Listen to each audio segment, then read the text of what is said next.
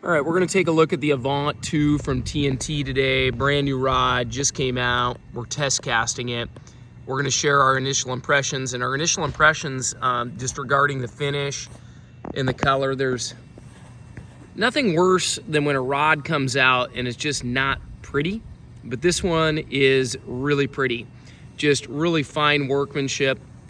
And I know you can't quite see it in the video right here, but those are all really cool, rich, kind of chocolatey brown thread wrap. Just everything about the rod is really clean. It's got this real slate blue blank, and they do a great job of taking a lot of pride without sacrificing, lightweight or quality, in just building out a rod that is really nice. And of course, you always get the super Gucci sock and the nice tube and all that with the Avant. So initially, when I threw the rod, I thought it would be kind of a spongy version of a fast action rod. It's not. This thing's pretty hot as far as speed and octane goes.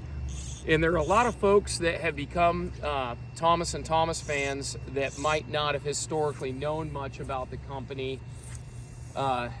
due to the recent success of their Contact II Euro nymphing rod. I think that's where we really learned about Thomas & Thomas and fell in love with their workmanship and quality. But the rod is very, very fast. I'm throwing a Scientific Angler's Amplitude Infinity line, and I have no problem taking a couple of false casts and firing extremely tight loops. Like for Western anglers, somebody who's gonna throw hopper droppers, hoppers, streamers, even rear back.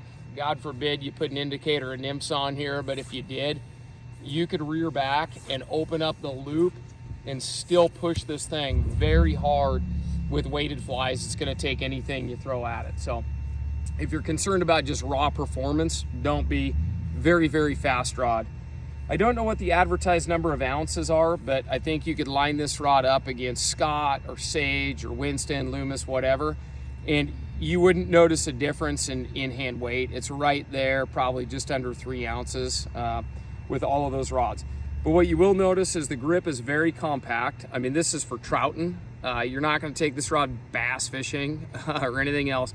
This is a trout specific rod, and the grip is really slim and compact, and it feels very scalpel-like, more like a mechanical pencil than even a fine tip Sharpie. Just when you grab this rod, it does feel very precise.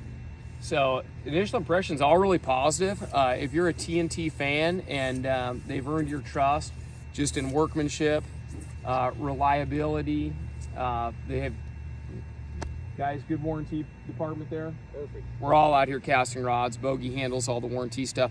I don't remember hearing any complaints about needing a repair or anything like that. Very quick. We don't handle a lot of them, but as far as I know, the turnarounds have been, I mean, every company has a warranty that they advertise. How fast they can turn it around for you is different. But yeah, it's gonna be more of a performance rod. If we're gonna throw kind of full speed casts, 20, 30, 40 feet, you're gonna have a real quick casting stroke. It is a snappy rod, capable of reaching out. Just for fun, I'll probably hang up my back cast, but earlier,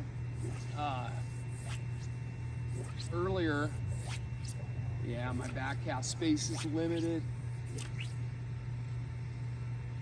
I was able to get almost all of the 100 feet line out, so that's probably close to 90 feet. There's just a little bit of fly line left on there. There it is right there. So performance-wise, like, nobody could critique this rod from just raw line speed, raw performance. It is fun to cast, but just be prepared for a short, quick casting stroke. And then line-wise, I'd probably do one of the beefier lines for practical fishing distance, like the Scientific Angler's Amplitude Infinity.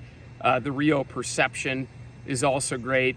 If you are a newer caster and you really need to feel that rod load, but you're really taking the plunge, you want to buy once and buy right, like the Scientific Angler's MPX or Rio Grande, would soften this thing up really nicely at that 15 to 40 foot range as well. But yeah, really positive initial impressions. I don't think you should run out and replace every rod you have because the new Avant II is out.